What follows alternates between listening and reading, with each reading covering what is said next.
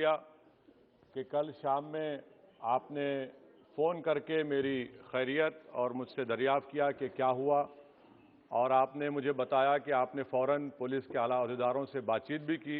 मैं आपका बेहद शुक्रिया अदा करता हूं कि आपने अपनी संवैधानिक जिम्मेदारी को एक रुकने पार्लिमान की जान पर जब कातिलाना हमला किया गया टोल गेट पर, आपने उस बात की। मैं आपका शुक्रिया अदा करता हूं। स्पीकर साहब, मैं मुख्तसर से यहाँ पर ये बात कहना चाहूँगा कि मुख्तलिफ सियासी पार्टियाँ मुख्तलिफ प्रदेश में इख्तिदार पर हैं।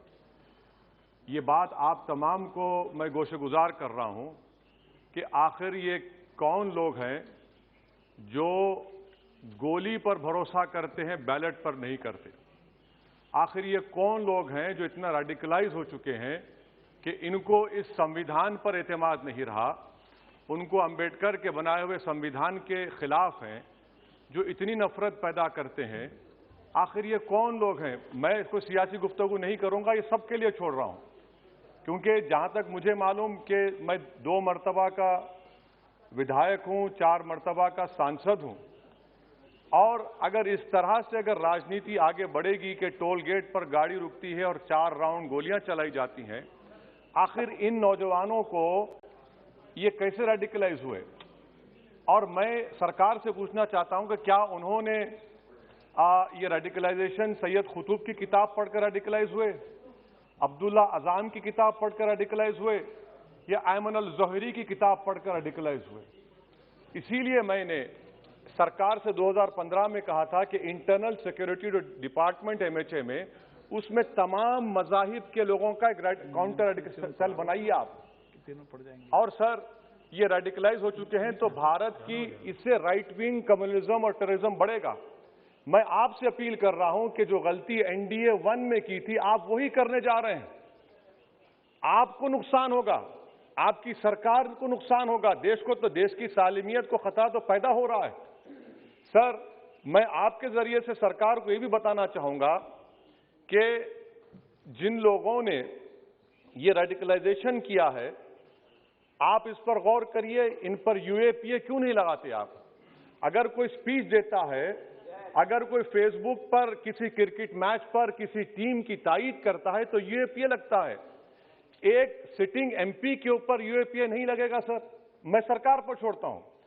सर, चौथी बात यह है कि रेडिकलाइजेशन की जब बात होती है, हमने यहां पर एक कांग्रेस के बड़े नेता से सुना कि 2 भारत हैं दौलत के एतबार से। नहीं सर, भारत की दौलत मोहब्बत है। भारत की दौलत पैसों की दौलत नहीं है, भारत की दौलत मोहब्बत है।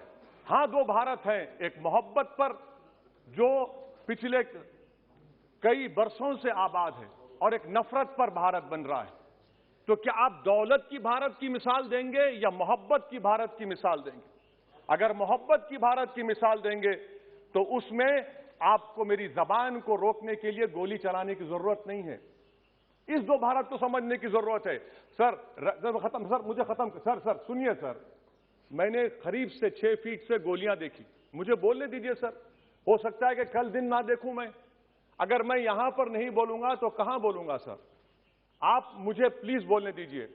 सर, मैं आपसे गुजारिश ये करना चाहूंगा कि आप हरिद्वार में, रायपुर में और इलाहाबाद प्रयागराज में मेरे बारे में क्या कहा गया, आपके नाईबी की रिपोर्ट है ना, आप क्यों छुपा रहे उसको? देखिए, मैं मौत से नहीं डरने वाला हूं, हम सबको जाना है इस दुनिया से, बल्कि मैंने कह दिया कि मैं इस वतन में पैदा हुआ, मेरी मां की कोख से तो जमीन पर लिटाया गया। जब मेरी आंख बंद हो जाएगी तो इंशाल्लाह औरंगाबाद की जमीन मुझे दफनाया जाएगा।